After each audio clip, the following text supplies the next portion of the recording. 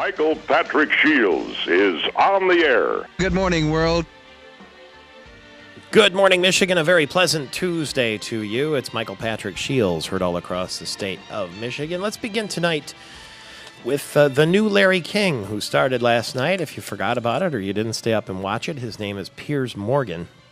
And he inaugurated his new CNN series by interviewing Oprah Winfrey. He called her America's Queen.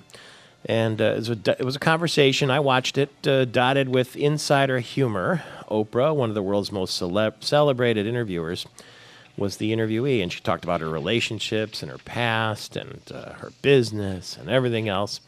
And, you know, Oprah, I thought, pretty well managed him in topics about Gayle King and Stedman Graham and how much money she makes and whether or not she would actually run for president. And she told him she is not in any way qualified to be president of the United States. And she says, I know my lane, is what she says. And my lane is not, she says, I could be an advisor to the president, but I'm not qualified for one single second to be president. That's what Oprah said. She did say it was nice to be considered. Morgan told her that he sees Stedman Graham as sort of like Prince Philip to Queen Elizabeth, and then he got into the fact that he felt that she was the Queen of America, that Obama was the most popular man in America and she was the most popular woman. And then he said a word about something about running the ship. And she said, what did you say, running the what? And here's what Piers Morgan answered with. Listening to him tell me these are the rules of the House. You're going to obey the rules. You have a 10 o'clock curfew. And I would rather see a daughter of mine floating down the Cumberland River, he said, than to bring shame on this family and the indecency of an illegitimate child. Wow. Yeah. And he's saying that to me, and I know that I am. That's number 3. I'm looking for clip number 1. So I'm thinking, well, I'm just going to have to kill myself. Yeah, I'm looking for clip number 1 there, the Piers Morgan Winfrey clip. This is Piers Morgan saying that he would never swear in front of Oprah. Did you say running the ship? Well, the newspaper's quite like a ship, okay, okay. Like a big tank. It sounded like you said the other word. No, I didn't. Okay. I would never do that in front of you, Oprah. It's like being in front of the Queen. Did he just say... Look, there are 2 people I would never swear in front of. One is Her Majesty the Queen, and the other is Oprah Winfrey. The Queen of America. 10 minutes after the hour now. Halle Berry, by the way, was asked at the Golden Globe Awards if it's true she's going to play Aretha Franklin in a big screen movie about Aretha. There was some talk about that last week, and she said she doesn't think she's the right person to play the Queen of Soul because she can't sing. And she said, someone should tell Aretha that I can't do her justice, because Aretha wanted Halle Berry to play her. Meanwhile, at the Golden Globes, Ricky Gervais is in some hot water now. It seems that he is getting very bad reviews for his hosting duties, which he sort of treated like a roast. And he put some really tart jabs in there at some of the stars like Charlie Sheen and Robert Downey Jr. He made fun of Hugh Hefner. And Bruce Willis, he said Bruce Willis is Ashton Kutcher's father. And Bruce Willis didn't like that too much. Ashton Kutcher is married to his former wife. So afterwards, Robert Downey said that the stage ceremony was, quote, unusually mean-spirited. And the people from the Hollywood Press Association say that he definitely crossed the line. Some of the things were totally unacceptable, but that's Ricky Gervais. For instance, here was Ricky Gervais in his joke making fun of Angelina Jolie and Johnny Depp in the movie The Tourist. It was a big year for 3D movies. Toy Story, Despicable Me, Tron. Seems like everything this year was three-dimensional, except the characters in The Tourist. Yeah, that's kind of a mean statement. And then you can read into this one what you will, but he talked a little about, I think he was obviously pointing at Tom Cruise in this joke. Also not nominated, I Love You, Philip Morris, Jim Carrey and Ewan McGregor, 2 heterosexual actors pretending to be gay. So the complete opposite of some famous Scientologists then. Yeah, because of the rumors that Tom Cruise, a known Scientologist, is gay. It's 12 minutes after the hour now on this Grand Traverse Tuesday, sponsored by the Traverse City Convention and Visitors Bureau. You can go to traversecity.com and plan your trip to that town. And now with the news in that town and the rest of the state of Michigan, too, here's Gary Austin. Well, hi, Michael Patrick. I wonder who writes that guy's script. I don't know. Maybe he does it himself. Yeah, listening to that, It's a poison pen, isn't it? Yeah, that comedy stuff. It's funny as I listen to it. As it's presented, as it's written, as it's thought up. It either goes really great or it goes really the opposite direction, really bad.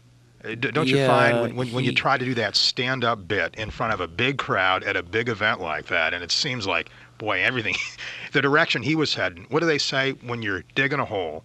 The last thing you want to do when you're in a hole, the last one you want to do is keep digging. Yeah, well, it seemed like that's what he was doing. So. One of the things he said, too, and I'm paraphrasing here, is they were going to introduce the president of the Foreign Press Association. And he said he's about to come out, but the last time I saw him, I had to lift him up off the toilet and put his teeth back in. And that was considered to be pretty rude. Yeah. And then at the end of the broadcast, he said, thank you, God, for making me an atheist. Just sort of off-the-wall stuff. I'll tell you what. Yeah, unusual. I tell you, he got her attention. Yeah, if that was his intent. Probably won't be back in that role. He certainly did that. What else? Talk about someone getting a lot of attention in an entirely different way. Rick Snyder. He's putting the finishing touches now on his big State of the State. That's going to happen tomorrow night. How come it's Ricky Gervais and not Ricky Snyder? I don't know. Maybe you can start calling him Ricky next time you have on. Maybe you can kind of get that moniker to stick. Who knows? He's governor now. Well, in any event, what a big job he's got. It'll be interesting to see some of the things he really focuses on and how tough Rick Snyder's going to talk tomorrow. I think that's what all of us want to hear. We've heard, the prelude to this and all the chatter about, big cuts in store, and Snyder's going to hold nothing back, hit the ground running and really shake the state up and get the finances in order and everything else. It'll be curious to see just how tough he is how the dialogue works when he pieces all this together. And so much attention is going to be paid to it because of the state and the condition we're in right now. And boy, what a big job had. In any event, it's going to happen tomorrow night, and Snyder, he's moving up that date. He wants to get down to business quicker, so this is, a lot earlier than normal when compared to other State of the State addresses from his predecessors. So in any event, this is going to happen starting at 7 o'clock tomorrow night in the chambers in the State House in Lansing, and look for a big crowd and a lot of attention being paid to that. One of the issues that Rick Snyder undoubtedly will be talking about, issues involving jobs and lack thereof in this state. And now we have some terrible news coming out of Borders. We kind of see this coming, but boy, I tell you what, the rumors seem to be well-founded, that bankruptcy is right around the corner for this big company.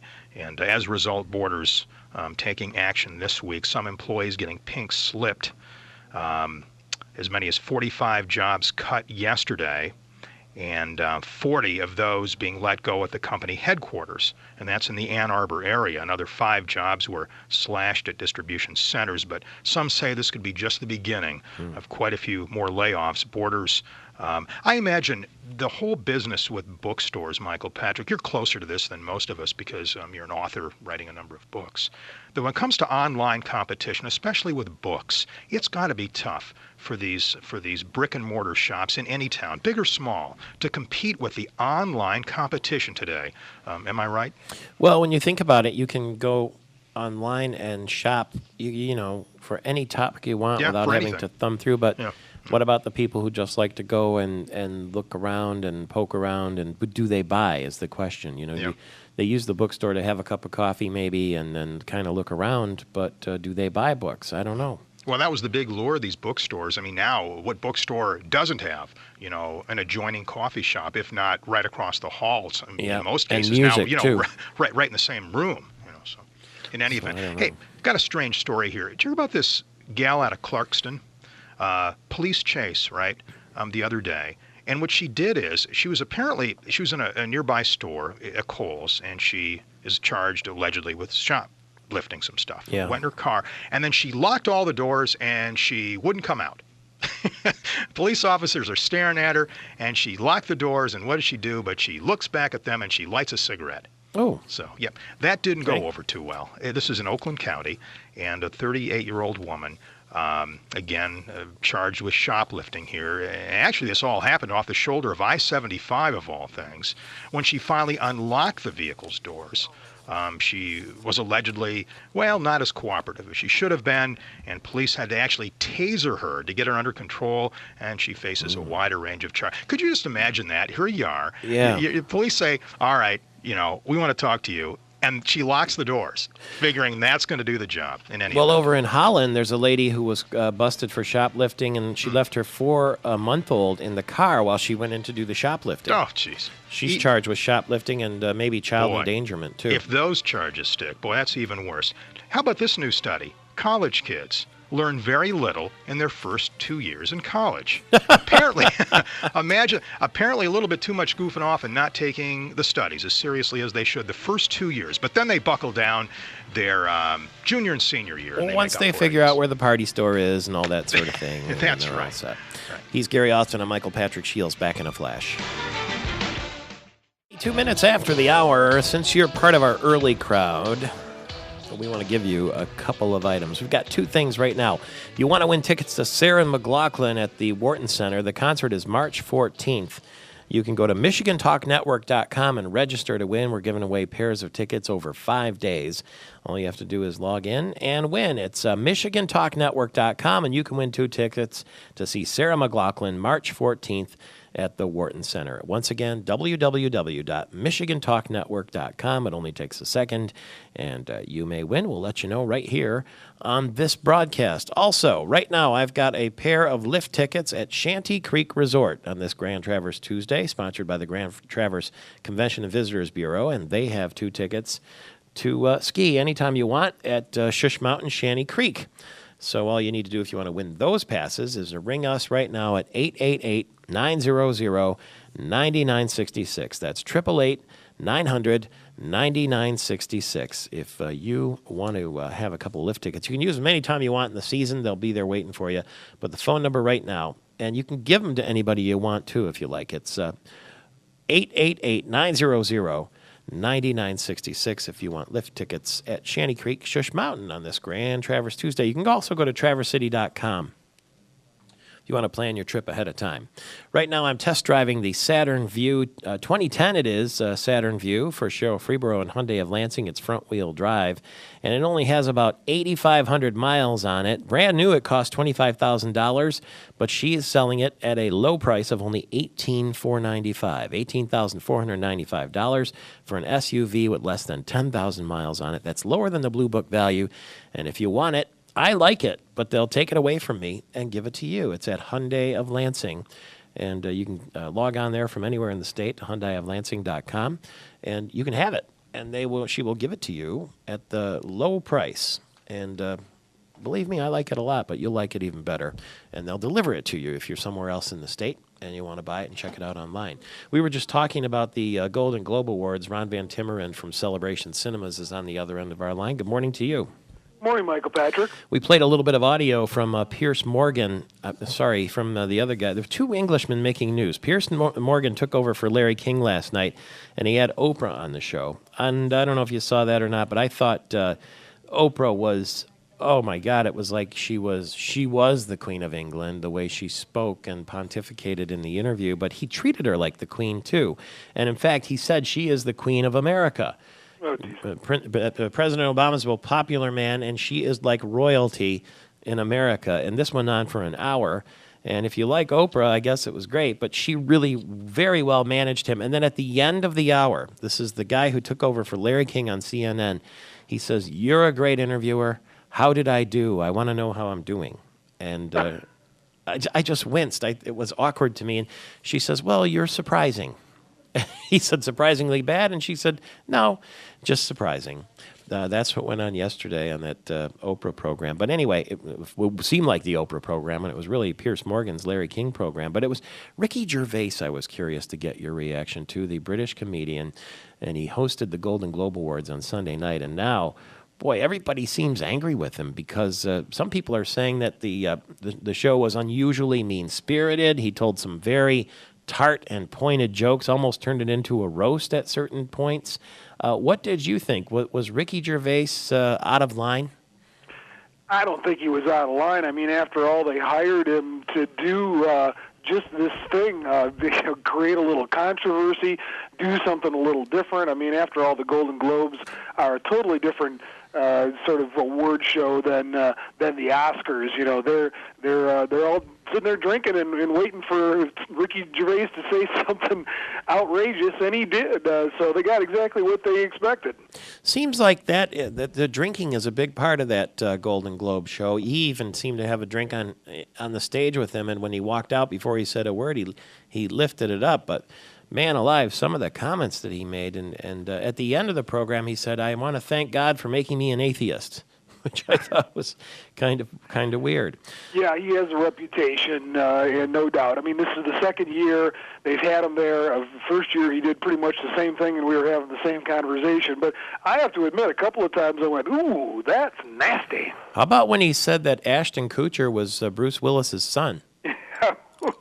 Ashton Kutcher's daddy, Bruce Willis.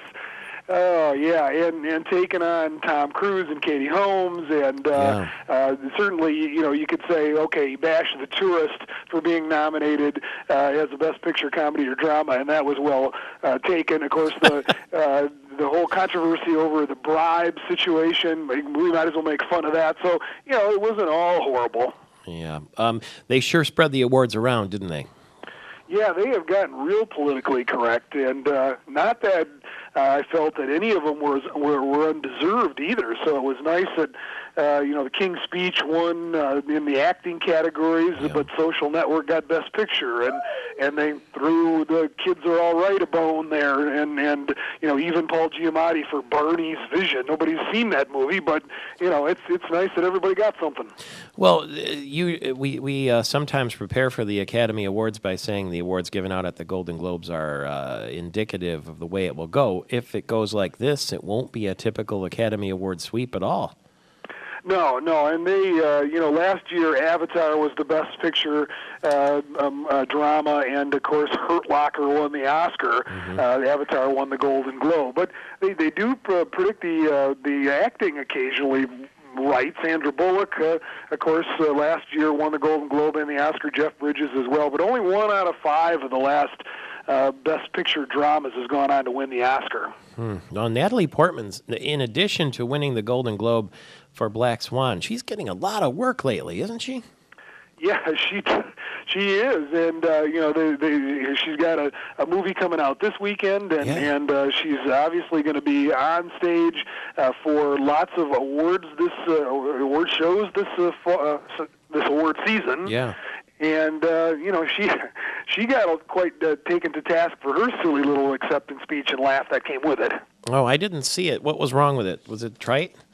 No, she was talking about the fact that her baby daddy was the choreographer for the movie Black Swan, and how he was shy, and the next thing you know, she's talking about their sex life together on stage, and had this really goofy laugh that came with it after she was talking about him, and it was just kind of surreal. Oh, sounds all right to me. I might have to find that on YouTube. Yeah, look for that. You'll get a kick out of it.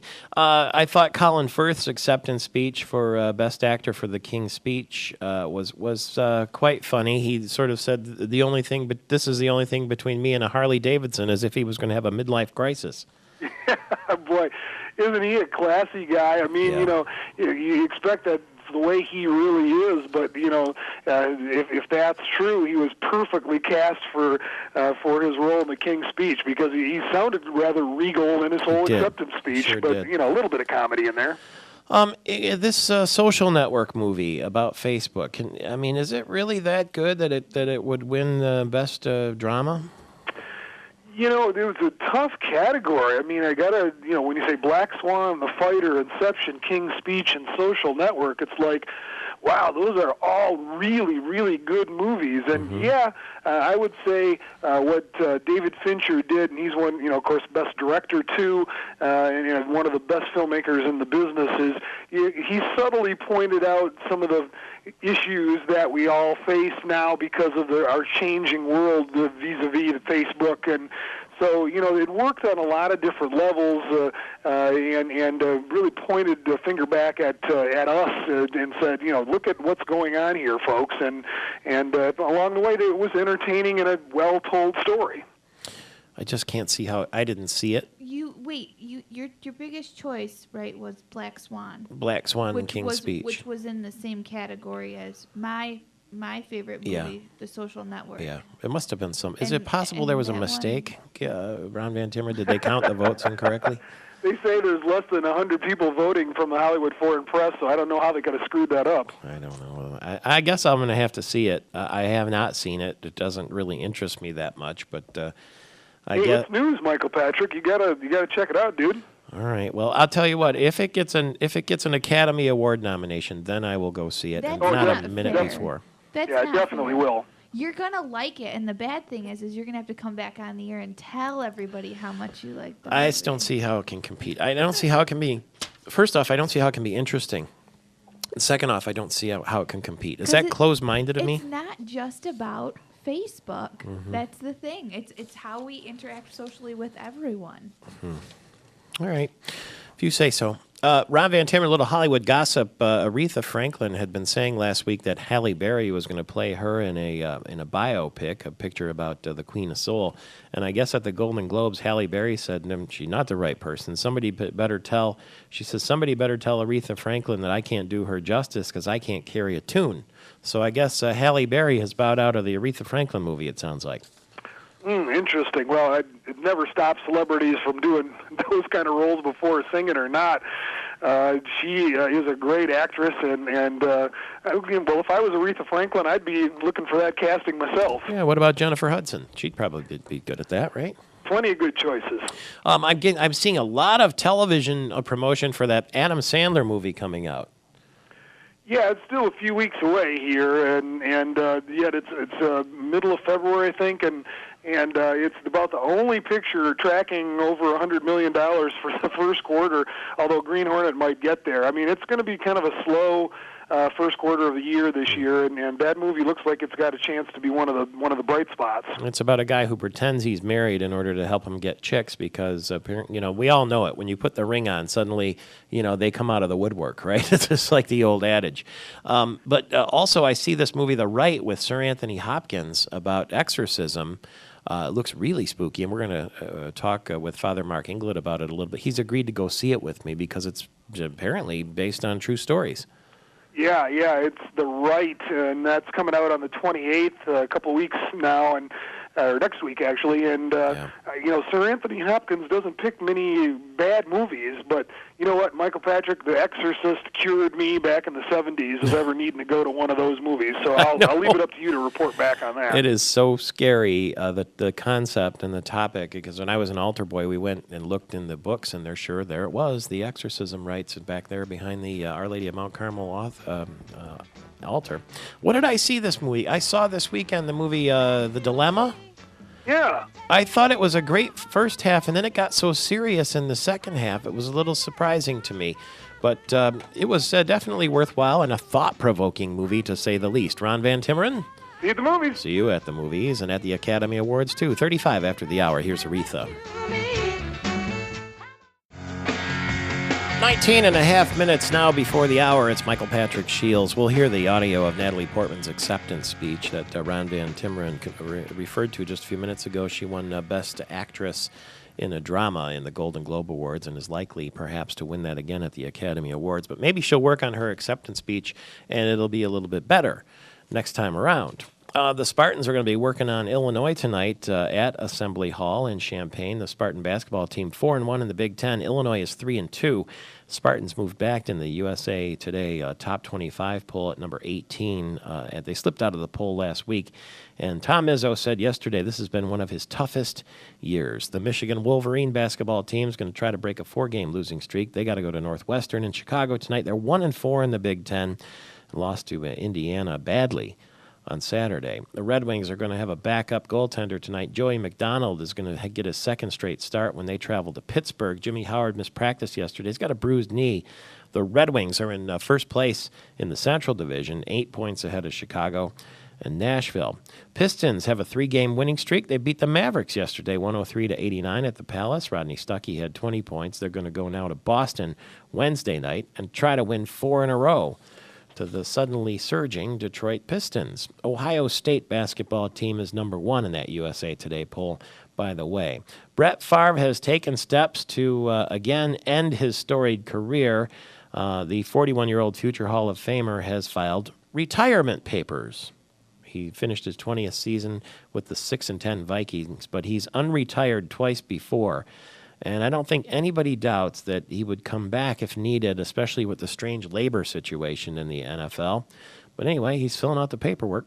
Oakland Raiders have named their offensive coordinator Hugh Jackson as their next head coach. He was the offensive coordinator. Tom Cable got fired earlier this year. Big showdown in Chicago between the Chicago Bears and the Packers. It's a tough ticket to get, and even the worst upper-level seats at Soldier Field, $500 each for the NFC Championship game. $2,000 if you want to sit in Soldier Field in the lower level. And brokers say they haven't seen such a demand for sports tickets since Michael Jordan led the Bulls to 6 NBA titles a decade ago. That is going to be big fun on Championship Sunday, the Packers and the Bears. And Les Miles was offered more money to become Michigan's football coach last week and turned it down twice. Then he got a new contract at MSU. He was offered more than $4 million to coach Michigan, but decided to stay at LSU for only $3.75 million plus a contract extension. And it's the LSU Board of Supervisors, a member there called Stanley Jacobs, who said that Michigan offered the deal. He said no. They came back and offered more money. And David Brandon said the offer was never given to Les Miles. But the guy at MSU says, well, if Hoke was his first choice, he could have signed him up prior to talking to Les or Harbaugh. Don't you think? When he not the first choice, was Les Miles that offered the job and turned it down? That's the gossip. Now here's Natalie Portman's acceptance speech from the Golden Globe Awards. Thank you to the HFPA. This is such a great honor. Truly the most wonderful experience of this whole reaction to the movie has been to get to spend time with so many of the people in this room. It has been the most meaningful thing that I will take away from this post-movie experience. I also want to thank you for the opportunity to say hi to my grandma Bernice in Cincinnati, who's watching at home. I hope you're having a drink, Grandma, enjoying this. I thank you for bringing my mom into the world. My mom is the most wonderful person. She's here. And my father is also the most wonderful person. Thank you for bringing me into this world and giving me such a wonderful life. And thank you to Benjamin, who is helping me continue this creation of creating more life. Benjamin choreographed the film, and also you might remember him in the movie as the guy when they ask, would you sleep with that girl? And he's like, no. He's the best actor. It's not true. He totally wants to sleep with me.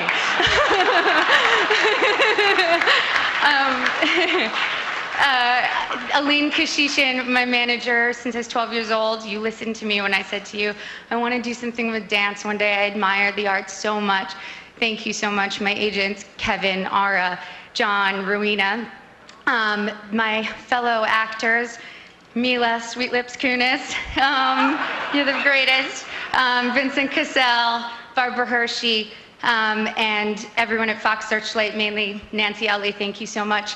And Darren, I met you 10 years ago when we talked about this for the first time, and thank you for continuing to work on this movie and then to give me such a beautiful, beautiful gift with this role. Every time we finished our takes, you would say, now do this one for yourself. And that gave me such beautiful inspiration as an actor to not just be a muse, that I could create on my own as well. And I love you so much, and you're the most wonderful, and I'm so grateful to you. Thank you.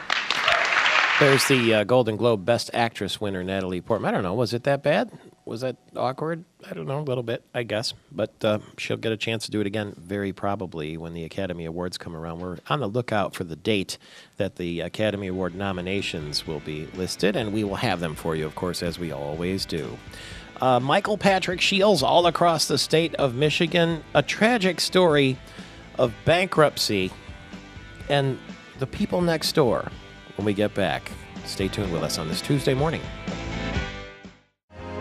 A very, really sad, unspeakable tragedy is what the Detroit Free Press called it.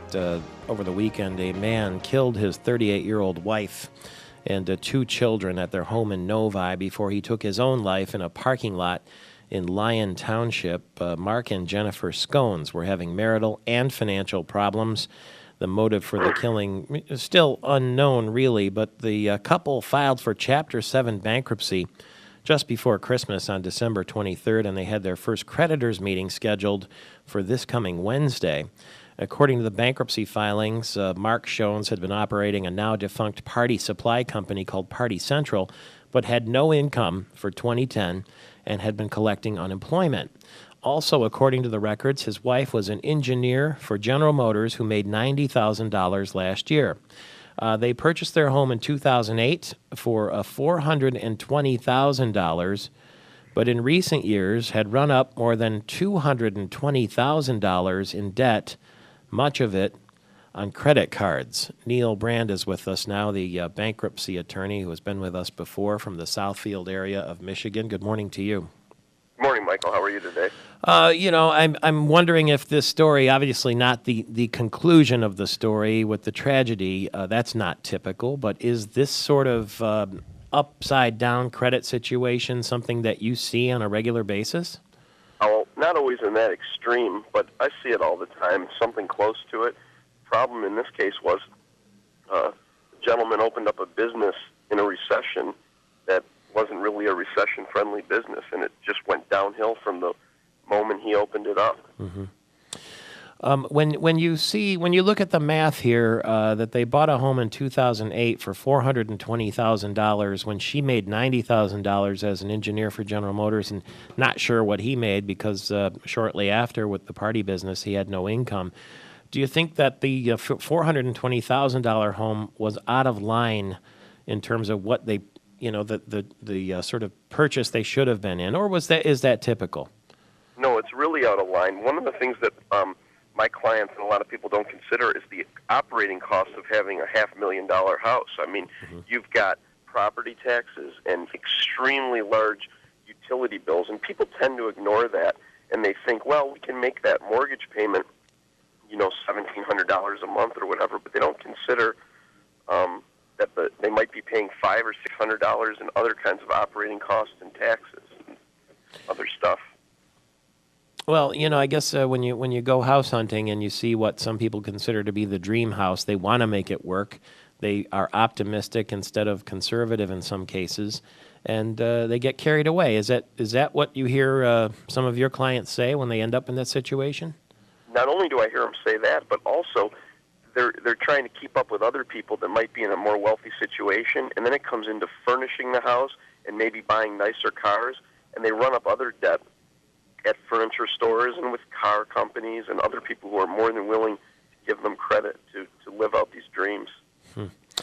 Well, it's, and now the funny thing is, it's not funny, but there are people that have to file for bankruptcy because they don't have any money. These were people who seemed like they had enough to be happy anyway, enough to survive, enough to have a decent lifestyle, but just overreached.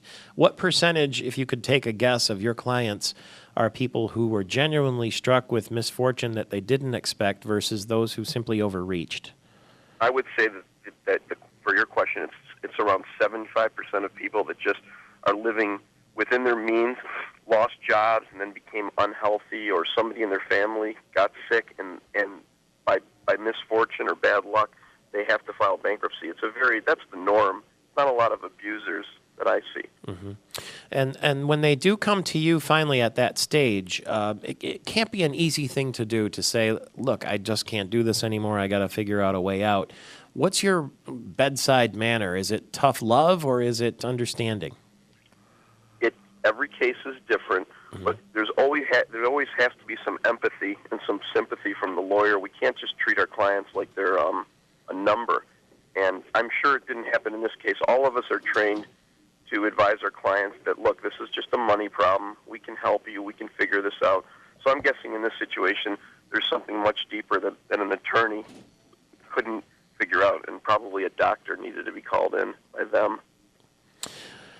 Yeah, 38 years old. I mean, if that's your option, to kill your children and your wife and then kill yourself because of money problems, yeah, like you say, that's not obviously a reasonable thing to do. It's shocking, really. But another sad example of a tough economy and a strange situation here in the state of Michigan. Are you noticing more and more clients coming in for bankruptcies, or is it slowing down a bit?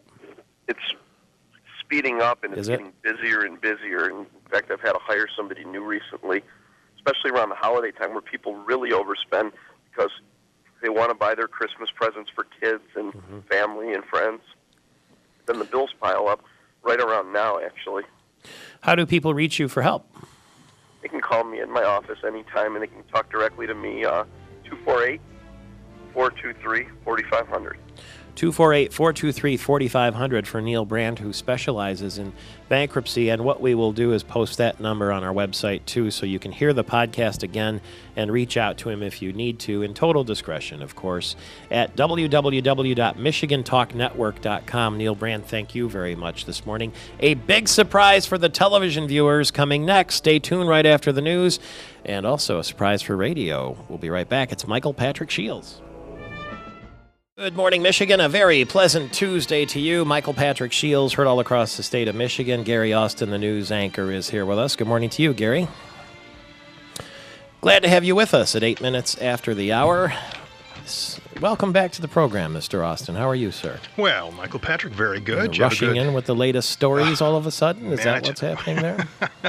We're running around like crazy today. All right, and I've got to ask you, you're the kind of guy who doesn't rest over a holiday break. I mean, if there's a holiday break, you do the exact opposite. The news never sleeps. Yeah, you got to fill You know what us I'm in. saying? How was your drive-in this morning? Is that why you're hustling around? Or did you have an icy drive-in? You know, I didn't notice any. However, I was well aware of the possibility of slippery spots, and I was thinking to myself as I was driving in, hours ago, when nobody's on the road, or very few people are, that all the folks who are heading to work right about now, where there are a lot of people on the roads, and the temp is dropping just enough where those icy spots could get worse. Are you sick of this winter weather just yet? Have you had enough? I have. You How about need you? some. I need to heat things up and warm things up a little bit, because January is a long, long month. And Jeff LaFrance is with us from Firekeepers Casino. He's on the phone. Things got hot for somebody at the casino this weekend. A Lansing person won some real coin, huh, Jeff? Yeah, it was an exciting weekend at Firekeepers Casino. We had a jackpot winner take home over $250,000. The exact amount was $253,216, playing Ultimate Tower of Power, which is one of our penny games out on the floor. Wait a minute. Are you saying that somebody, I always laugh about the penny slot machines. You're saying somebody won $250,000 on a penny slot machine? Someone won $250,000 on a penny slot machine, and actually it's the third largest jackpot that we've had at Firekeepers since opening. Wow, I didn't even know that was possible. And it's a Lansing resident who wants to remain anonymous, and he obviously went there and got his Vegas on, he or she. How many pennies do you have to play on a pull to win $250,000? Well, it depends on your betting style, but it can be as little as a penny that you play on that machine. One penny. Depends on how much you want to put in. Oh, my God. This particular winner, like you said, came out, got his Vegas on, was extremely excited, and as he was leaving, made the comment that he was going to go home, probably go back to work, and then buy a couple of cars with his money. Penny slot, $250,000. That heats things up for sure at Firekeepers in Battle Creek there, right where 69 crosses 94. Now, my last visit was not particularly successful. I certainly didn't win $250,000. I basically broke even. But I understand that I'm told that you have a way you're going to heat things up for us right this very morning here in the studio, and to the viewers on television and the listeners on radio. We do. We have something extremely exciting for you. I'm watching your show. I've been watching it all morning. It's got the little blue bar reminding people how cold and how icy it is outside. Yeah. And for you and your studio, we're going to heat things up. We'd like to introduce some Las Vegas showgirls for you. Right here in our studio, here come two. How do I even describe that? You're not joking. They look like, well, they're showgirls, like right out of Las Vegas.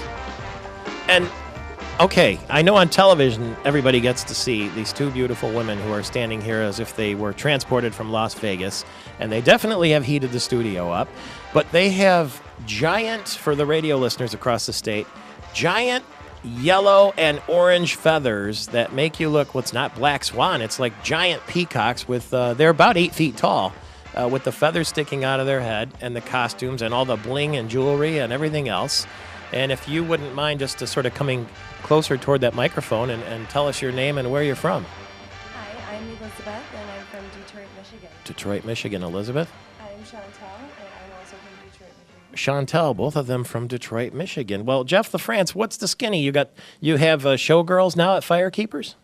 Well, the skinny is we want to invite all of your listeners to come out and get their Vegas on at Firekeepers Casino. And we like to think, or we don't like to think, we strongly believe that we have the most Vegas-like atmosphere in all of Michigan for any casino. If you're looking at the lighting, the ambiance inside the building, the energy of Firekeepers Casino. And we were looking for something to add on to the Get Your Vegas On theme, and nothing says Vegas more than Vegas showgirls. Wow. What is the history of a showgirl in Las Vegas? I mean, these costumes are outlandish. You know, showgirls go back to 1800s, early 1900s in Paris with a can-can dance. It was transformed over into Las Vegas around the 1930s and even into the 1950s. And showgirls really took off in Vegas in the 1950s when the Strip was developing and really starting to boom. And everybody was looking for something to get attention and be the next big attraction. And that's kind of when showgirls originally took off. So, ladies, you're going to stay with us for the rest of the hour on television here and just sort of make everybody feel good on television and on radio and jazz up the joint a little bit. What's it like? What do you do when you go through Firekeepers Casino as a showgirl? We do our best to keep everyone entertained. You just sort of make an appearance in the casino somewhere? Yeah, we are up front, and we take pictures with them, and they can upload them on their Facebook to get a reward. I believe they pick 2 people every day to get $50 cash on their Red Hot Rewards card. Oh, so not only you get the pleasure of having your picture taken with the beautiful women, you could also win money on your Red Hot Rewards card. That is correct. Well, that's pretty good. So there's incentives for people to come take pictures with us. Yeah. Well, there's a lot of incentive. It doesn't even have to be money, really. But anything strange happen? Do people get excited when they see you? I did a double take when you walked in the door here. We've had a lot of strange scenarios. You have? But Firekeepers Casino has some awesome security. They keep close eye on us where, I mean, we still feel safe, but there's definitely some strange people that, I mean, they're too excited. Yeah. But that's they just don't know. So, you know, they just don't know what to do because this is new to the area. Yeah.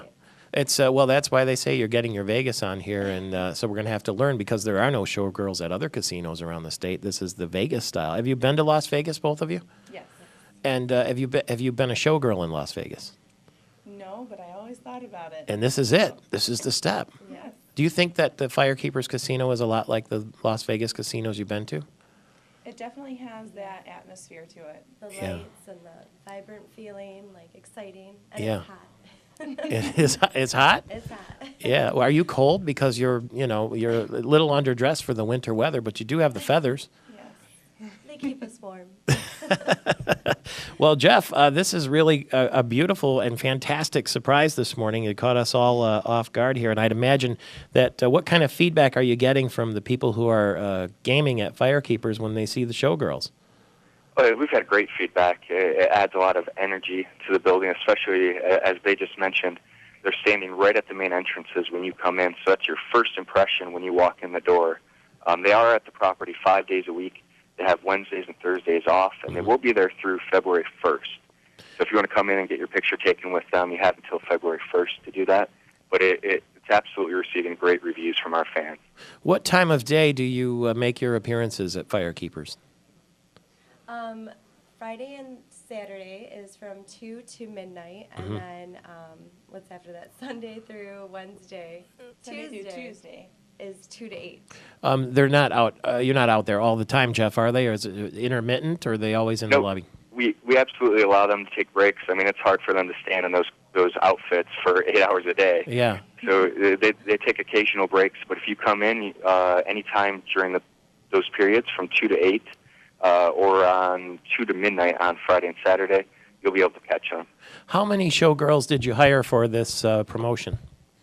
We've got 2 at any given time. Total, I believe there's 3 that are rotating in and out to get all the coverage that we need. Okay. And where have you ever done anything like this before?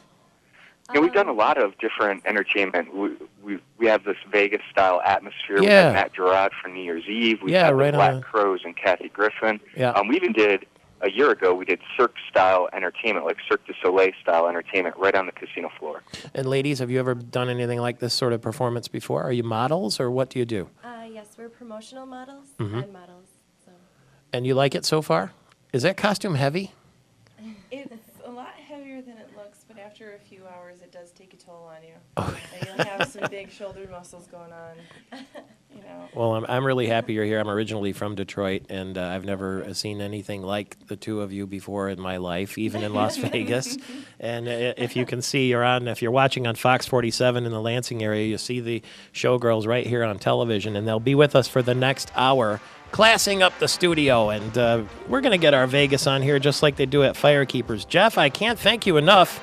This is the greatest present of the year so far, and I invite everyone to go to Firekeepers and experience it themselves. The rest of you, stay tuned right here. This will be on YouTube later today, too, and we'll also podcast or post a picture of it on our website at MichiganTalkNetwork.com. Amanda Wall will put it on Facebook, too, in the next 5 minutes, and that'll be coming up right after this break. It's 18 after the hour. The rest of the hour with our Firekeepers showgirls here on Michael Patrick Shields in the Morning. Glad to have you with us.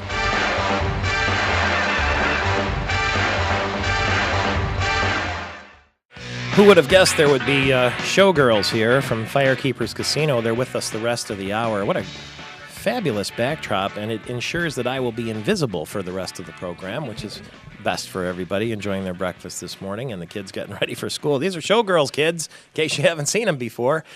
We'll just get you started early here. They are at Firekeepers Casino until February 1st and with us this morning. Also, ladies, with us this morning are 2 state representatives, leaders from the legislature right down the street here. Wayne Schmidt, the state representative from Traverse City, Republican. Good morning to you. Good morning, Michael Patrick. And what is your leadership role, committee assignment? I'm the chairman of Commerce. Commerce. And so very honored to have Speaker Bolger's confidence, and looking forward to getting down to work. Thank you very much. And Chuck Moss, the Republican, also reelected from the Birmingham area. Well, and good morning, Michael Patrick. I noticed you have your Bugsy Siegel suit here. You Yes. look perfect. You looked at this. If this isn't Vegas, I don't know what is. We're getting our Vegas on. Going to be looking at me. It's a terrible Yeah. visual. Your committee is House Appropriations. Appropriations. The chairman of Appropriations. You Which would be great if we had any money, but we don't. So I'm going to have to be the guy who takes the money away rather than and then appropriates it. Yeah. That's what we're going to hear about, I guess, tomorrow night in the State of the State speech. Or are we? Did you have any hand, first of all, in working out the details of the speech? No, absolutely not. No? I haven't seen. But you got to know what he's going to say. He's going to say, times are tough. We're going to have to make some changes. We're going to make budgetary cuts. Hopefully, he will say no new taxes, and it's going to be a Churchill tears, toil, blood, and sweat. Really? Yeah. You think that's advisable at this moment? Yeah. Well, what else has he got going? I mean, short-term pain for long-term gain, but he's got to lay it out up front. Yeah, but I mean, if that were, well, I'll ask you, Representative Schmidt, if it were me, let's just speak politically.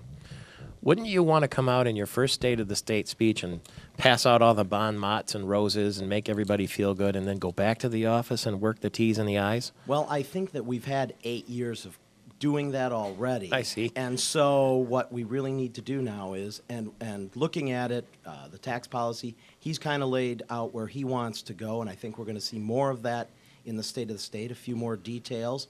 Speaker Bolger has also kind of laid out where he wants to go. Both are headed in the right direction.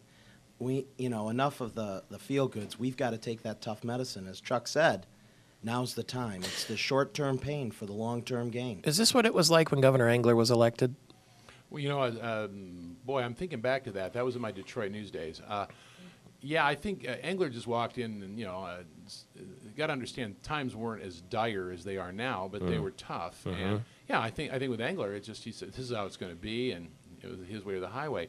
I do know one thing that Governor Snyder could do that would probably improve the reception of whatever message he wants to give, and that would be to have, of course, these two young ladies walking behind Yeah! It'd be better than having the Speaker and the Senate Majority Leader as attractive as they, of course, are. If he gave the State of the State speech, he could wear a tie, nobody would care because Nobody'd he'd have be watching these him. beautiful showgirls. They might listen, but they'd be looking somewhere else. Yeah, there's going to be a lot of sacrifice. I mean, this is going to be a tough 6 months, a year. We're going to have to get our budget under control and start doing all this stuff. We've had 8 years, 10 years maybe, of kind of putting stuff off, and the time is now. The time is now also, if you don't mind. I guess we will have to put our headphones on if you could, because Saul Lanusis is with us, the former chair of the Michigan Republican Party, who has had two really close calls to be the national GOP chair. It didn't happen for him this weekend, but he's with us this morning. Good morning, Saul. Good morning. Sorry about the result. How did it come down? Well, in the end, we came in second place, which is not much of a consolation when you run as chairman. Yeah. But, we went 7 ballots. It was a very interesting race. There was a lot of outside dynamics. Speaker Boehner got involved on behalf of one of the candidates. Had kind of the Steve Bailey or Barber machine out there. So there was a lot of outside influence in this process, but it is a kind of a consensus building process that we go through. It's one of the reasons we get the 7 ballots. In effect, you have to get a majority of the votes of everybody running who's serving to win. And it was a lot of fun. It was very interesting. I got a chance to meet a lot of new people, traveled all over the country again. And it's the kind of thing that, puts you in a great position to keep being involved politically and help make a difference. What will you do next? Well, I'm back to my consulting business. I talked to some of my clients yesterday that I was working with. And they all want me back, which is a good news. I hope to maybe pick up 1 or 2 other clients somewhere around the country and continue doing that. And then I'll continue my volunteer work, obviously, as national committee man. My term doesn't end until the convention, so I'll be working here in Michigan on that and participating in politics any way I can. All right, you know where to reach us, and we'll keep in touch. We're sorry about the result. We're proud you came in second, and we will talk to you soon. Sounds great. Thank you, Michael Patrick. Saul Lanusis, who came very close to being the Republican National Committee chair for the second time. State Representative Chuck Moss, the former Vice President Dick Cheney, has said that Barack Obama is going to be a one-term president. Do you agree? Who can tell? It's last year in January, I couldn't have told you we'd take majority and Rick Snyder would win the primary. It's way too far out to even begin talking about that. I do know President Obama has started moving back to the center and doing some things that he needs to do. He's taken from the Clinton playbook. My guess is the next year or so, I think you're going to have some foreign challenges. Now, he's been lucky enough that he's only had domestic issues, and you're going to see some foreign stuff. And how he handles that will be a big play. Now, you took a look at Jimmy Carter. In 1978, at the beginning of 79, he was, he was okay, but then, of course, 79, a lot of things fell apart, including the Iran stuff and Soviet Union. So, I don't know. Good question, but he's on track right now to recover. You think so? Yeah. I mean, he's putting himself to the middle, trying to be the president. I think this Tucson thing really killed your old mainstream media, but I don't think it killed him. So, he came out. He did the right stuff.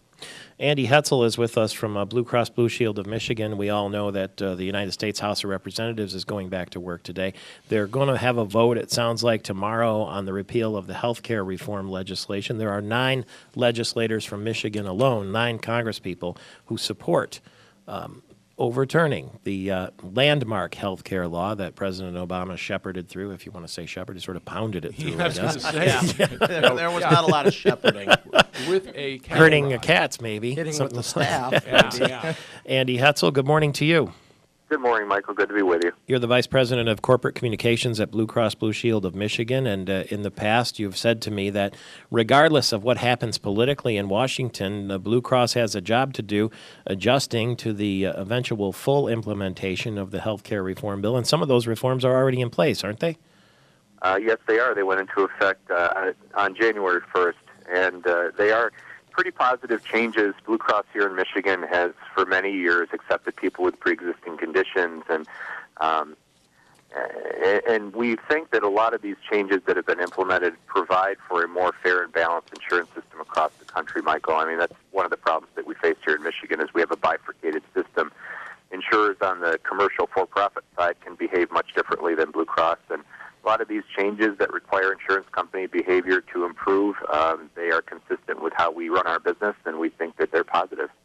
One of the positive things that you try to do is remind people to take some responsibility for their, their health. One of them is you want people to know it's Healthy Weight Week. It is. It's Healthy Weight Week. It's a week that's dedicated across the country to non-diet types of improvement that people can make in their weight through exercise, through better eating. I want to throw a couple statistics out at you, Michael. It costs about $8,000 for every man, woman, and child in the United States for the health care system every year to operate in the country. And obesity contributes about $900 per person to that cost. So if you think about a total bill of $8,000 that it costs you as an American to run the health care system, and $900 of that is related to conditions that are related to obesity, many of which are preventable and treatable, we can make a significant inroads in attacking health care costs and keeping insurance coverage more affordable down the road by doing things in our own lives to help manage our own weight successfully and become healthier. Somebody gets motivated listening to you today. You have the Health Coach Hotline available 24 hours a day, 7 days a week, I guess, and you can get access to nurses and educators. What's the phone number? If you're a Blue Cross member, and I have the phone number right offhand, but you can also go online at bcbsm.com and search for Blue Health Connection. If you're a Blue Cross member, you're most likely covered free of charge for that service. Mm-hmm. We also have many resources available on our other website, healthiermichigan.org, for people who are looking to take those steps that I was talking about to become healthier, especially this week as well, focusing on our own personal health and the related costs that are associated with conditions that are preventable. Well, I have two of the healthiest people I've ever seen in the studio here with me, and I'm not talking about state. Yeah, I knew you weren't referencing us. Not talking about State Representative Moss or State Representative Schmidt. We have two showgirls from Firekeepers Casino and their giant plumes and feathers. And I know there are people watching right now saying, boy, I'd like to be in such good shape as those girls. So they'll go to healthiermichigan.org. I'd like to be sitting where you are. We'll see you soon. You want to trade for a while? Nah. You can't. I didn't think so. Thank you very much, Andy Hetzel. Thank you. Talk to you soon, Andy Hetzel from Blue Cross Blue. You want to trade a little bit? You're willing to give up that spot? No. I didn't think so. I'd say yeah, actually. 35 after the hour. Michael Patrick Shields back in a flash.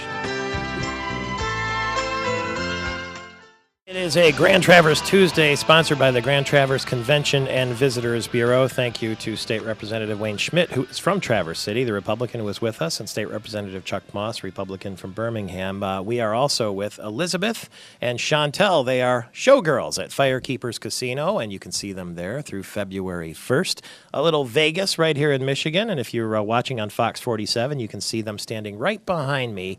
Boy, the studio has never looked better than it has right now. It looks like it's about 7 or 8 feet tall, the plumes on the top of their heads and the big feathers that come out to the side, orange and yellow, and then it looks kind of like a belly dancer costume, and lots of bling and jewelry and big smiles from the ladies, and you can get your picture taken with them, and then you put it on your Facebook page, and you might win money added to your Red Hot Rewards card at Firekeepers Casino, but the picture is really the prize, I would say, from the ladies who are very friendly. And I'm happy to hear they're from downriver, just like me. I grew up in Wyandotte, Michigan, and they are from Trenton and Allen Park. And so anybody around the state who's listening on one of our radio stations can go to our YouTube channel later today and see this all on video. We'll have pictures, too, not only on Facebook, but at MichiganTalkNetwork.com. With us in the studio now, Eric Schneidewin, the president for Michigan AARP. Happy New Year to you. Well, it's going to be a happy new year for me, I can see. You know, State Representative Moss wanted to trade seats with me because I'm sitting right between the showgirls, but I reminded him that the best view is yours because I'm sitting facing there. We're all looking at the camera that way. You get to look this way. Absolutely. I guess 65 is the new 25 now. Yeah. You're not 65, are you? Yes, I am. Ladies, he doesn't look 65. No. Thank Yeah, you so look much. terrific. You may be a little bit stressed later today and tomorrow when we understand the United States House of Representatives is going to vote to repeal the health care law. Now, we know it's not going to go anywhere other than the Senate where it's going to die, the idea of repealing the health care reform as I understand it. But everybody I talk to says it's more than just a symbolic vote. What's your take on all of it? Well, we're urging people and representatives in particular not to do that. The health care legislation, the Affordable Care Act, really is extremely important to our members. When you think about those people who are on Medicare right now, the solvency of Medicare depends on that legislation. If that's repealed, Medicare solvency is threatened. Today, Medicare has been extended in terms of solvency about 10 years. $200 billion of costs have been cut out of the budget, and it helps balance the budget. The other thing is that today senior citizens who need drug coverage and they're on Medicare, they're going to get a 50% discount on that so-called donut hole. It could save them $1,800, almost $2,000 a year. That will be lost. They're now getting free preventive care. That could be lost. And a lot of waste and fraud is going to be cut out of Medicare due to new programs in the legislation. So we would lose all of those things. And provisions that force insurance companies to give back more money to their customers instead of keeping it for administration or profit. So everybody benefits from this legislation, and those benefits could be lost. So we urge representatives to preserve the Affordable Care Act. Meanwhile, there are 9 members of Congress from the state of Michigan who are willing to vote to repeal, as we understand it, the health care reform. That seems a bit overwhelming, doesn't it? Well, today I think people need to step back and take a look at the benefits. We hope that we can work with Congress to preserve the provisions of the Affordable Care Act and make sure, you know, that people on Medicare, for instance, have a solvent program. You have to remember that this legislation was necessary to make sure that Medicare stayed in business. And it's necessary to make sure that, you know, kids who are sick can get coverage under this new act. That would be lost. There is now no limit on the lifetime benefits under health insurance. That could be lost. So I don't think that when Congress looks at the specifics, as they will in the days to come, that they're going to want to lose a lot of those valuable provisions. So we are hoping we can work with Congress, preserve the good things in the Affordable Care Act, and make sure that all Americans will have access to affordable health care coverage. Do you think maybe this could result in a retooling or a redefining or refining of the health care reform bill? You know, it's hard to say right now. I think there are a lot of areas where hopefully people can come together and agree that we need to preserve affordable health care, to deliver that to people. Maybe they've got some good ideas that we can work with. And, you know, like today, we're talking about a program that I think does have bipartisan support, and that is coverage for high-risk individuals. Today, we know, and I've heard heartbreaking stories from our members where they tried to get coverage for their children, for instance, who had sickle cell anemia, people who have cancer, people who have Alzheimer's, Parkinson's disease, AIDS. A lot of those people simply cannot either get insurance or afford it.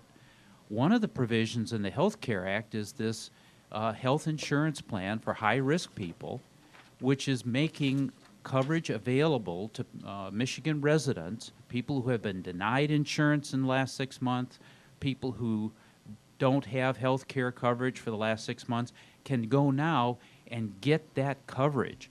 So we are urging people to apply for the high-risk coverage at www.hipmichigan.com. We'll find out more about that as soon as we get back with Eric Schneiderwind, the Michigan president of AARP. It's Michael Patrick Shields with showgirls Elizabeth and Chantel from Firekeepers Casino heating things up here in the studio. We better turn the air conditioning on this morning. They've got it going. It's 14 before the hour. Elizabeth and Chantel. If you're adjusting your television set, no, you've got it right. They're the two showgirls, classic Las Vegas showgirls at Firekeepers Casino, and they're on, you can see them there and get your picture taken through February 1st. I was going to say they're on display, but that turns them into sex objects, and we don't want to do that because they're bright, fresh, healthy young girls from downriver, from Allen Park, and from Taylor, or not Taylor, no, I didn't want to say that. Trenton is what it is, not Taylor. Anyway, the little downriver inside humor there for you, because I'm from Wyandotte. We're also with Eric Schneiderwind, the Michigan president for AARP, and you were talking to me about this new high-risk pool, which we've been hearing about for a number of years, but only now really has kicked in due to the health care reform, and you are encouraging people to apply for it. What does it do, and how do they apply? Well, this is coverage that's designed to give an option to people who have not had an option. We've got a lot of people out there in Michigan who have chronic illnesses that have prevented them from getting insurance. They've been denied, such as sickle cell anemia, Alzheimer's disease, Parkinson's, AIDS, cancer. Many people suffer from cancer. A lot of these people go to an insurance company and the company denies coverage and says, we just can't take somebody with these risks. Well, now there's a new program that's part of the Affordable Care Act, and it's administered by a physician's health plan, and it does make coverage available to people in Michigan. What you have to do is prove that you have been denied coverage in the last 6 months, that you haven't had coverage for 6 months, you're a Michigan resident, and if you can do that, then there will be coverage available through this plan. I should say there's a limited number of openings, but at least we have about 3,500 openings, and only 100 people have taken advantage of this. Oh, and the goal is to have 3,500, as I understand, so there's a ways to go. Absolutely, so there are openings. You can get information online at www.hipmichigan.com, hipmichigan.com, or you can call the customer service department at 877-459-3113. We'll put that email address or that web address and the phone number on our podcast of Eric Schneiderwind at michigantalknetwork.com in case you didn't have time to write it down, and you'll be able to get it there in perpetuity, at least as long as we're on the air anyway. And the main web address for AARP is? AARP.org, O-R-G. And membership includes? Membership includes newsletters and includes availability of discounts on very important services, a lot of bulletins in terms of what people can do and get information on. But we're really moving into areas where people can serve the community, and on our website they can be directed to programs in Michigan where they can volunteer and help other people. And that's really what AARP is supposed to be all about, is an opportunity to serve your fellow citizens. All right, we'll keep in close touch. Thank you very much for the heads up. Thank you. And as the healthcare matter continues to unfold, we'll be in touch more often than usual, I would say, if it's all right with you. Certainly is. Thank you very much. Thank you very much. That's Eric Schneiderwind, the president of AARP. The NFL playoffs, we're going to get our preview with Ken Dallafor, who played for the Lions, the Steelers, and the Chargers, coming up shortly. He's been deadly accurate, and I have been somewhat less than accurate in my NFL picks this weekend. So I thought maybe it might be interesting now that we're down to Championship Sunday and we have two Las Vegas showgirls. But, Las Vegas is a big town to go to for the Super Bowl. And everybody, we were still one game away. So we're going to get predictions, and I will put them up against Ken Dallafor's predictions. Since I'm no good at picking, we might as well have the Firekeeper showgirls pick. So, Elizabeth, who do you like in the... Let's say the Chicago-Green Bay game. Green Bay is going to Chicago. It's an all-NFC North final. Who will win, the Chicago Bears or the Green Bay Packers? I love Chicago, so I'm going to pick the Bears. That's why because you like the shopping and the restaurants and all that? Yes, and the nightlife. Okay, so she's on now. What about the Jets are going to play the Steelers in Pittsburgh? Oh, I'm a Pirate, so I like Pittsburgh Pirates, even though it's baseball, so I like the Steelers. Look at that fantastic football analysis we're getting. Amanda Wall, make sure you tell Ken that that's how Elizabeth made her picks for the NFL. So she likes the Bears and the Steelers. Those are the home teams. Those are probably good picks. Now, Chantel, same question for you. Green Bay Packers, a historic NFL team on a hot streak, going up against the Bears in Chicago.